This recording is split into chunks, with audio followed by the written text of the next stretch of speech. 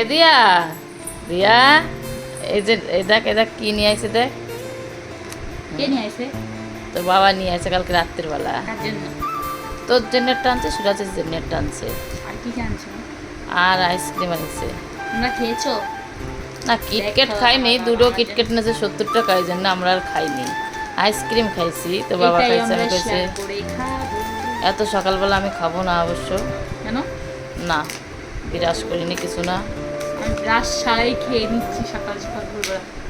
তুই যে লোম সামলাতে পারছিস না, আমিও বুঝতে যাও মা, পারছি। খেয়ে যাও।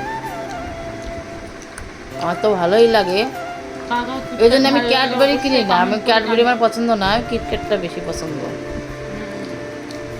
আমার বাবা কি দেয় সব খাও। খাবা খাবা বাবা খাবা? তাহলে আর পাবে না। ওই যে নেরু আইছে, নেরু যা ছোচ্চা আইছে, ছোচ্চা দেখো মা, দেখো ছোচ্চাকে। দুধ আনতে হবে তোর জন্য। খাবি লাড্ডু?